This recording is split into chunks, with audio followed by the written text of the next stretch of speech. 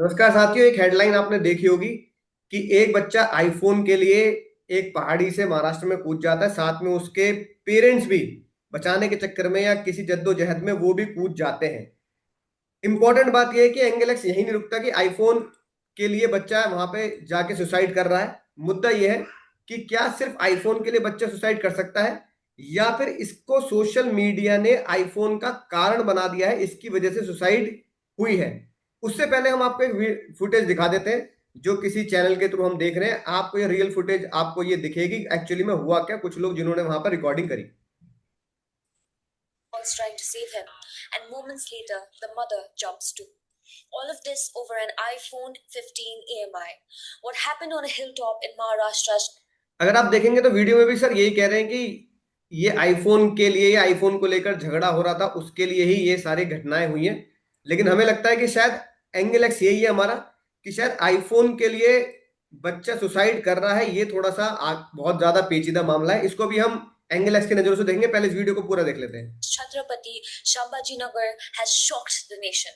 Around 10 in the morning, an 18-year-old reportedly went to the edge of a hill after an argument with his parents over money to pay the EMI on an iPhone he had bought. And for the next 3 hours, his family, villagers, police, and fire officials tried desperately to bring him back.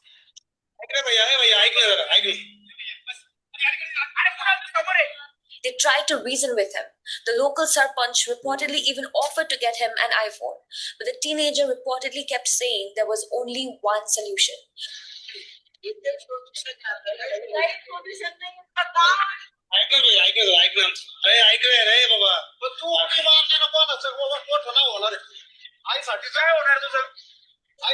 Then around 1 p.m., his father made the desperate decision to go closer. He tried to grab his son. The teenager fell. His father lost his balance trying to save him, and both plunged into the gorge. And seconds later, the mother who had watched her husband and son fall also jumped. And this Maharashtra tragedy is not an isolated case. This isn't the first time a conflict between a young person and a parent over a phone, gaming, or an expensive demand has ended in tragedy. A 13-year-old class 7 student of Gujarat died by suicide after his parents repeatedly asked him to stop playing games. A 14-year-old class 6 student in UP died by suicide after his mother refused to give him 50 rupees for a mobile recharge. Teenagers from Maharashtra, Karnataka, and UP also died by suicide after their parents refused to buy them a mobile phone. How does a simple no become so unbearable? What are we teaching our children about disappointment, and how are parents making them so entitled? चलो, जैसा कि आप देख पा रहे हैं कि iPhone को शायद मीडिया वाले कह रहे हैं, कुछ लोग कह रहे हैं कि जैसे हमने देखा कि आईफोन है सुसाइड का कारण, कि आईफोन के चक्कर में पहले पेरेंट वो कूद गया, फिर उसके बचाने पापा कूद गए, उसकी मम्मी तो फिर होता ना सर, कई बार घबराहट में डिसीजन नहीं ले पाते तो वो उसकी मदर ने भी जंप कर दिया और मतलब एक पूरा परिवार खत्म हो गया सिर्फ फोन के चक्कर में। मेरा कहना यह है कि सर, क्योंकि इस केस में जैसे हमने थोड़ी सी पढ़ाई करी या देखा, सर्च किया, तो सेम जगह पर या किसी और, शायद किसी और जगह पर इस बच्चे ने फिर दोबारा, इससे पहले भी 1 साल पहले भी सुसाइड करने की कोशिश की थी।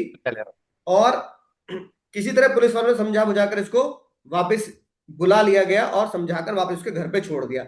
अब सोचने का विषय ये है कि जिस परिवार में, सर्च पे पता लग रहा है पहले से ही 2-3 आईफोन है, शायद बच्चे भी रहे होंगे और पहले भी सुसाइड का अटेम्प्ट कर चुका था 1 साल पहले। तो 1 साल पहले अगर आईफोन की बात होती है और बच्चे के पास अगर आईफोन आ चुका है, तो आपको क्या लगता है कि सिर्फ आईफोन ही कारण है बच्चों की सुसाइड का, स्पेसिफिकली इस केस का, या फिर जनरेशन हमें इस तरीके से इतना बड़ा डिसीजन कैसे ले सकती है? सर, आपकी नजरें क्या कहती हैं इस मामले में? सबसे पहले सभी दर्शकों पर नमस्कार, सलाम, सत श्री अकाल।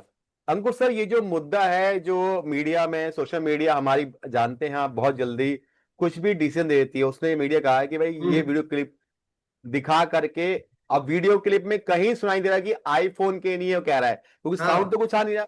वो ये कह रहा है एक ही फैसला है, एक ही फैसला है। वो ये कह रहा है कि एक ही ऑप्शन है। तो एक ही ऑप्शन है, वो एक्चुअली का बना दिया आईफोन।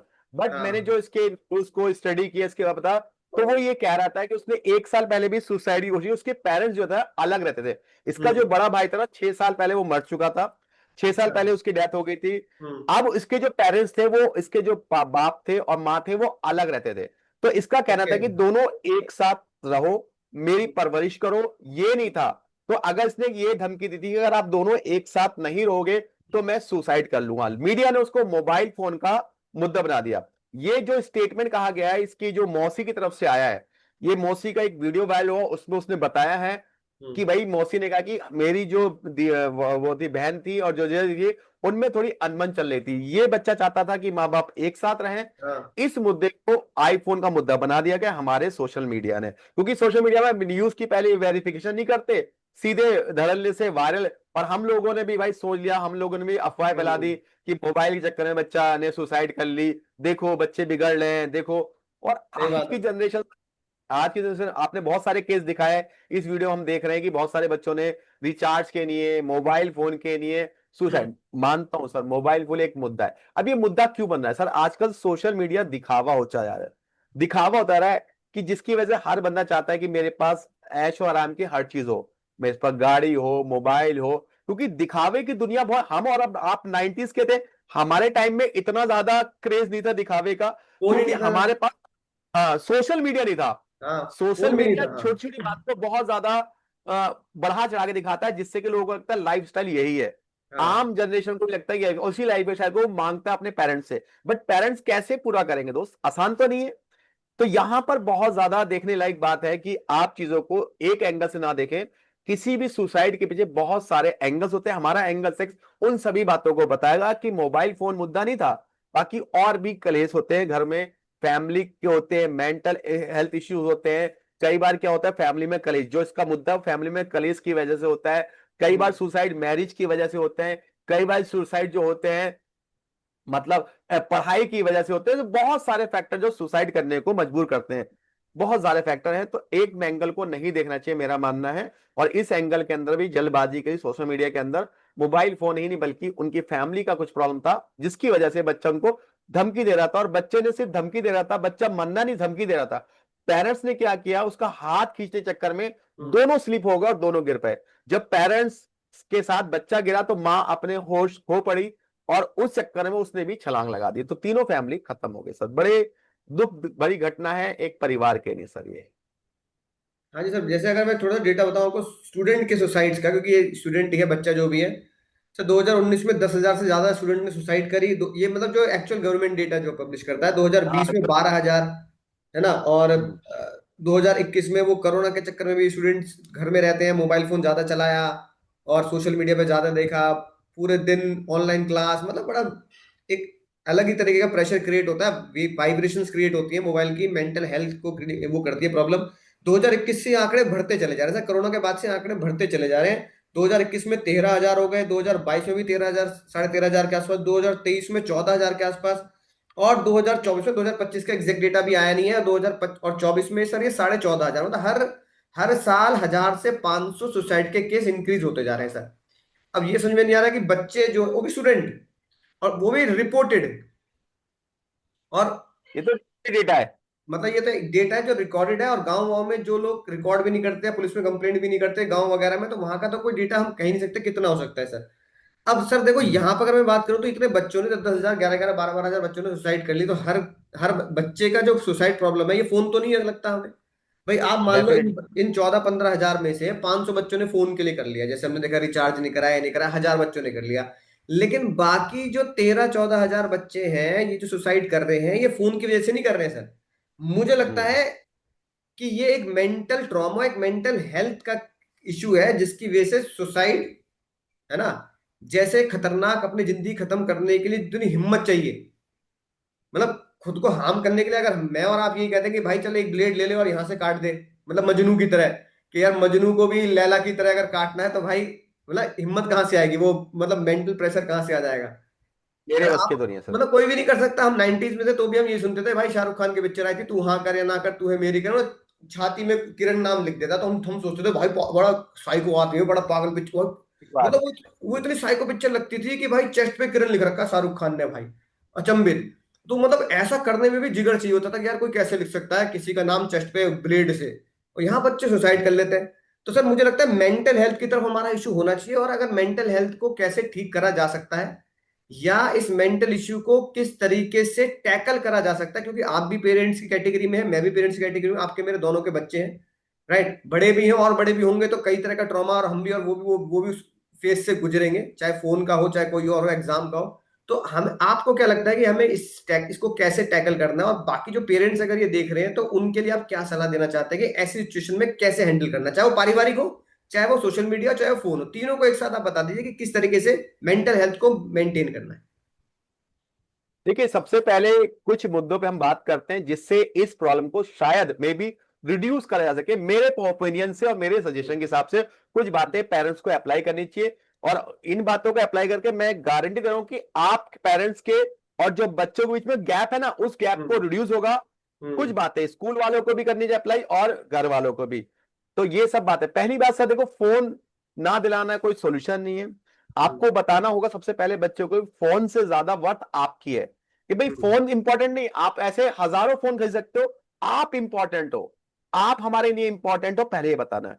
फिर उसके हम्म। बाद जब भी बच्चा स्कूल या से घर आता है या कॉलेज से घर आता है, तो घर वालों को बैठ करके, पेरेंट्स को खास करके, जो माँ बाप होते हैं, अगर बॉयज है तो बाप का फर्ज ज्यादा बनता है, गर्ल्स है तो माँ का फर्ज ज्यादा बनता है, बच्चों से पूछे कि बेटा आज आपका दिन कैसा रहा, आपकी पढ़ाई कैसी चली, उनसे दो प्यार की बातें करें। उनसे हम्म। पूछे कोई स्ट्रेस तो नहीं है बेटा को, कोई मेंटली इश्यू तो नहीं है, कोई हेल्थ, कुछ भी बात हो उससे बात शेयर करें। क्योंकि बच्चे और सही पेरेंट्स के बीच बात में है। आजकल गैप बढ़ता जा रहा है, गैप गैप हो बढ़ता रहा जा रहा है है, सर, क्योंकि गैप हो रहा है। मोबाइल की वजह से, मोबाइल होता है, मोबाइल लेके कमरे में चले जाता है। तो वहां पे बच्चों के साथ, दूसरी बात, एक थर्ड पॉइंट और बहुत इंपॉर्टेंट मैं कहूंगा, जो खाने के ऊपर सर, आजकल पेरेंट्स जो होता है ना और बच्चा अलग अलग रूम में खाना खा रहा है। हमारे और हम्म। आपके 90s में क्या होता है, पूरी फैमिली बैठती थी, साथ हम्म। में डिनर करती थी, और आजकल बच्चे कहते हैं मेरा खाना दो, मैं अपने रूम में आके टीवी देखूंगा।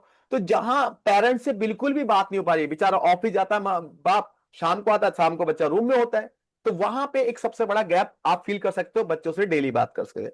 दूसरी बात, अगर कोई बच्चे के आप अचानक बिहेवियर में चेंज देख रहे हो, कि भाई ड्रैगनरी चेंज आ रहा है, बच्चा कोई अजीब अजीब सी बातें कर रहा है जिससे उसके मन उतरा सा लग रहा है, या उसके चेहरे में या कोई भी उसकी बातों से वो होता है निराशपन दिखाई दे रहा है, तो पेरेंट्स को उस पर बात करनी चाहिए।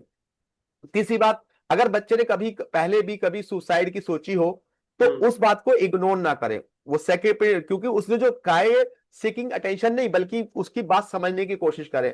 हम लोग ऐसे इग्नोर में टाल रहे हैं, ऐसी होगा, पेट में दर्द हो रहा होगा, बच्चा उदास होगा, कुछ भी हम लोग डिस्कस नहीं करते। तो बहुत बड़ा ये गैप हमारे बीच में जिसकी वजह से बच्चा सुसाइड कर रहे हैं। चौथी बात सर ये कि जितने भी मतलब जो फैमिली में अगर मान लो आपके और वाइफ के बीच में डिस्प्यूट हो रहा है, तो वो हम्म। डिस्प्यूट या लाइफ बच्चों के सामने नहीं की जानी चाहिए। सही अगर बात है। आप लोगों के कोई मामले में कोई डिस्प्यूट हो गया है, तो आपको एक सेपरेट रूम में जाकर के, या जब बच्चे ना हो तब जाके डिस्कस करना चाहिए। किसी मुद्दे पर अचानक चिल्लाना नहीं चाहिए, अचानक बात नहीं करनी चाहिए चिल्ला के, ना बाप को ना मां को, जिसका इंपैक्ट नेगेटिव पड़ता है बच्चे के ऊपर। तो वो गलत धारणा पैदा कर लेते हैं। और सर स्कूल और कॉलेजेस में ना हर बार जैसे काउंसलिंग सेशन होने चाहिए, बच्चों हम्म। के साथ एक काउंसलर होना चाहिए, जो उनको महीने में एक बार गाइड करे, उनकी प्रॉब्लम को, उनकी मेंटल इश्यू को, हेल्थ को इंप्रूव करने में बात करे। तो सही बहुत बात है। सारे मुद्दे जो सरकार को भी एक कैंप लगाने चाहिए अपने, मतलब कि काउंसलर होने चाहिए जो आपको बताए, आपकी जो काउंसलिंग करते हैं ना, कि मेंटली कोई डिस्टर्ब होता है तो उसकी काउंसलिंग जरूर होनी चाहिए, हर बच्चे की काउंसलिंग होनी चाहिए। उन्हें सही और गलत की परख बतानी चाहिए सर। एक मैं तो कहूँ एक लेक्चर ही होना चाहिए हफ्ते में एक बार, जिससे बताया जाए बेटा आपके लिए ये बेनिफिशियल है, ये बेनिफिट है, कुछ समझाने। क्यों मैं कहता हूँ कि बहुत आसान नहीं है समझाना, क्योंकि बच्चे आजकल बड़ी जल्दी सुनते नहीं है। सही सोशल बात मीडिया में इन्फ्लुएंसर है ना, सोशल उन मीडिया इन्फ्लुएंसर को भी इन्फ्लुएंस। हाईलाइट नहीं करना चाहिए कि मेरे पास बड़ी गाड़ी है, मैं देखता हूं बड़े नोट लुटा रहे होते हैं। तो सर इन सबका इंपैक्ट माइंड पड़ता है कि मैं भी बड़े नोट लुटाऊंगा, वो नकली नोट लुटा रहे होते हैं, सही बात किराए है। की गाड़ी में बैठे हैं, और आपको बोल रहे होते हैं मेरे पास आईफोन है, 10-10 फोन बांट रहे होते हैं, मर्सिडीज कार बांट रहे होते हैं। एक यूट्यूबर, हाँ। पहले हमारा टारगेट था चार्टर्ड अकाउंटेंट बनेंगे, वकील बनेंगे, डॉक्टर बनेंगे, इंजीनियर बनेंगे। आज हमारा टारगेट बच्चों का यूट्यूबर बनेंगे, मुझे बचपन से आईफोन चाहिए, मुझे अपनी वीडियो रिकॉर्ड करनी है। तो ये सब बातें बहुत ज्यादा है, सही इनको बात। थोड़ा सा सरकार को, और फिर हमने एक वीडियो भी बनाया था जिसमें कहा था कि सरकार को सोशल मीडिया पे भी बैन लगाना चाहिए, ऐसी वीडियोस हाँ। पे जिससे बच्चों को मेंटली डिस्टर्बेंस हो। और ऑस्ट्रेलिया ने हमने कहा था 16 साल की उम्र तक पूरा बैन साल लगा दिया गया। हाँ, तो ये सब बातें ध्यान रखेंगे तो शायद हम फ्यूचर में रिड्यूस कर सकते हैं इन बातों को। ठीक है सर, आपने बातें बताई बिल्कुल सही, कुछ बातें मैंने नोट भी कर ली, जो मैं अभी आपको शॉर्ट में बता दूंगा दर्शकों को। लेकिन इंडिया ने अभी क्या किया, इन सब डेटा को देख के, जो मैंने बताया कि हर साल 13, 14, 15 हजार के आसपास बच्चे सुसाइड कर रहे हैं जो रिकॉर्डेड है। इंडिया ने स्ट्रेटजी अपनाई है कि 10% तक टारगेट को कम करना है। मतलब थोड़ा सा वियर्ड तो लगता है सुनने में कि सुसाइड का टारगेट, मतलब सुसाइड का टारगेट कम करना है 10%। इंडियन गवर्नमेंट ही मान रही है 100% तो सुसाइड कंट्रोल नहीं कर सकते। मतलब 15,000 तो 15,000 बच्चे सुसाइड कर रहे हैं तो साढ़े 500 तेरह कम कर हजार देते। 13,500 आ जाए। लेकिन चलो ठीक है, कोई भी चाहे छोटा अमाउंट हो, छोटा नंबर होगा, धीरे धीरे करेंगे तो शायद कुछ सालों में रिड्यूस होगा। इंप्रूवमेंट होने लगी। इसके लिए उन्होंने एक हेल्पलाइन नंबर भी बनाया है जो शायद बच्चों को पता भी नहीं होगा, पेरेंट्स को नहीं पता होगा। उसका उन्होंने नाम रखा है टेली मनस, यानी कि आपका जो मनस है, अंतरात्मा की आवाज जो है, जो आपकी खराब हो रही है या दिक्कत हो रही है, उसके लिए एक नंबर है। मे भी शायद नंबर दूसरा होगा, आप अगर करंटली है तो आप गूगल पे निकाल लेंगे, लेकिन फिर भी बता देता हूँ, 14416 करके एक टेली नंबर है, और 180089144416 करके ये एक दो टेली नंबर है। गूगल पे दोबारा सर्च करेंगे तो डाल देंगे, शायद इसमें नंबर, है ना, कई बार मिस हो जाता है। तो मुद्दा ये है कि सर इस नंबर पे जाके अगर आपको किसी काउंसलर से बात करनी है तो वो भी कर सकते हैं। कई बार हमें क्या लगता है कि काउंसलर से बात करने में भी शर्म आती है, लेकिन शर्माने वाली हाँ कोई बात नहीं है। सबसे पहली बात जो सर आपने बताई, पहली बात कि जो सोशल मीडिया वाले लोग हैं उनमें से कुछ सोशल मीडिया के लोगों को एज अ साइकोलॉजिस्ट काम करना चाहिए जो इन चीजों को बताए। दूसरा सर कि जो आपने बोला कि मम्मी बेटी से ज्यादा बेहतर बात कर लेगी, बाप बेटे से बात कर लेगा, लेकिन उसका लहजा बहुत पोलाइट होना चाहिए, एक फ्रेंडली। मतलब बहुत बड़ा मुश्किल होता है बाप को बेटे का दोस्त बनना, दोस्त और रहे। बेटी माँ को बेटी का दोस्त बनना, थोड़ा सा मुश्किल तो होता है, लेकिन कहीं ना कहीं प्रैक्टिस में लाएंगे तो बनने की कगार पे हम आ सकते हैं कि बहुत सारी चीजें बच्चे ना छुपाएं। कुछ चीजें छुपाएंगे लेकिन बहुत सारी चीजें ना छुपाएं। डिनर साथ में होना सर बहुत जरूरी है। ब्रेकफास्ट हम साथ कर नहीं रहे क्योंकि पापा अलग जा रहे हैं, मम्मी अलग जा रही है, बच्चा अलग अलग टाइम पे जा रहा है, लंच का कोई मतलब ही नहीं साथ करने का। तो एटलीस्ट डिनर साथ में, सातों दिन डिनर साथ में, जब तक कोई पार्टी ना हो, सातों दिन डिनर का रूल बनना चाहिए कि डिनर साथ में होगा। आप मम्मी कह भी रही है कोई बात नहीं, तुम गरम गरम रोटी खा लो, मम्मी से कह दो नहीं भैया हमें गरम रोटी नहीं खानी, बना के आप 7-8 रोटी जो है, हम दो चार जितने भी लोग हैं बना के कैसरोल में रख दो, नॉर्मल टेम्परेचर की खा लेंगे, गर्म का हमें कोई मोह लालच नहीं है। डिनर करें साथ में, ठीक है। बातें स्कूल से आने के बाद, कॉलेज से आने के बाद लाइट बातें करें, बेटा कैसा रहा क्या नहीं रहा, स्पोर्ट्स कैसा हुआ है, तो लाइट माहौल रखें। और सबसे इंपॉर्टेंट बात जो एंड में मैं सभी दर्शकों से कहना चाहता हूं कि बच्चे का फोन नहीं देना, ये कभी कभी, है ना, सुसाइड का कारण हो सकता है, लेकिन हमेशा ये फोन सुसाइड का कारण नहीं बनेगा। सिर्फ और सिर्फ एक ही चीज है जो सुसाइड को रोक सकती है, और वो है सर भरोसा।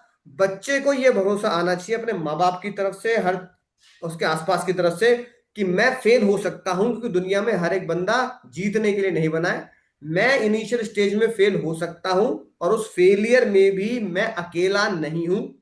ये बच्चे के दिमाग में, सबकॉन्शियस माइंड में बैठाना पड़ेगा। जिस दिन बच्चे के दिमाग में आएगा कि मैं अकेला नहीं हूं फेलियर में भी, तो सुसाइड तो वो कभी भी नहीं करेगा। अपने माँ बाप से पूरी तरीके से हर चीज को शेयर करेगा, क्योंकि उसे पता है कि मेरे माँ बाप ने ये बोला है कि तू अकेला नहीं है। तो मेरी सभी पेरेंट्स से रिक्वेस्ट है, अपने बच्चे को आई लव यू बोलने की जरूरत नहीं है, क्योंकि वो जानता है कि आप उसे प्यार मोहब्बत करते हैं। बच्चे को भी माँ बाप से मम्मी मैं तुमसे प्यार करता हूँ, आई लव यू बोलने की जरूरत नहीं है, लेकिन एक चीज बोलने की जरूरत है जो सभी पेरेंट्स को शर्म नहीं करनी चाहिए बोलने में, और वो ये कि बेटा जिंदगी का कोई भी मोड़ हो, जब तक हम जिंदा है तू अकेला नहीं है। अकेला तो उस दिन होगा जिस दिन हम ऊपर वाले के पास हम चले जाएंगे। तो ये बात जब हमेशा तक ध्यान माँ बाप रखनी है। है तब तक हाँ, अकेला नहीं है बेटा तू।